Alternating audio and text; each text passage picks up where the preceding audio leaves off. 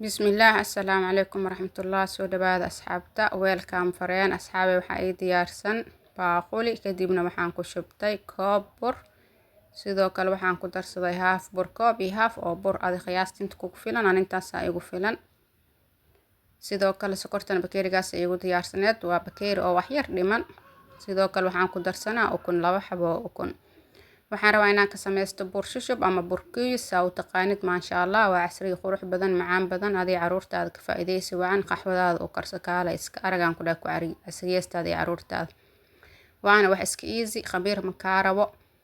waa qasay horiya ka duway waa hadda qas hadda dub maasha Allah kadibna biyaan ku shubtay waan soo qastay maasha Allah si fiican isku soo dhex galiyay xoogaa oo adkaa biyaan ku darsaday adeeg ma ahaado mal rawaad waa adeeg ka noqdo burka dhexda adeeg oo ka noqona iyo ciirin kadibna waa u jeedin dabkeena soo aadna saliid yaan oo saarneed dubitaankiisa yaan galnay maasha Allah soo dhawaada asxaabay nabad iyo caafimaad ku soo dhawaada channelku waa Najmo Umar subscribe comment like mar walba waan u dhiirigelin codsi baa amar ma ahan nala wadaag thank you faran asxaabay waa u jeedin maasha Allah dubitaanka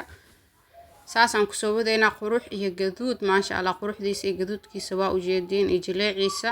أنا إذنك هو أنكو دايما عانتي سنة ما شاء الله وأنا إسكا فدود يهاي وعسرية فدود في آي بي كسوطورة وأوجدين أصحابي موسو وقدودين يا ما شاء الله قروح ده ما شاء الله والله وحفظت باي خمير مكارة وخسنة هوريا كدوبنا يا أخونا ما شاء الله سانا كسو بدا أصحابي حبدو أدن بيسو باي وادمي ما شاء الله كدبنا سحنا سو صارتي قروح دي سوا وجدين مو أصحابي ما شاء الله quruxda iyo gaduudka iyo jilaaca ma sha Allah wallahi waa soo kala jaray waa u jeedin ma sha Allah soo jilcan yahay ma sha Allah u gaduudan yahay ana idinka huwan ku dhaay macaantiisana way u dheertahay ka faa'iideysi waan caruurta lagu faa'iideey casriyadooda galabtii shaah wada cadeyska lagu sii ma sha Allah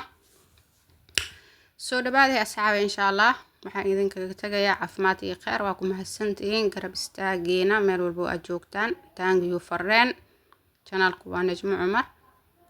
hadda intaan ila soo gaartay subscribe ku waa muhiim assalaamu calaykum waraxmatullaah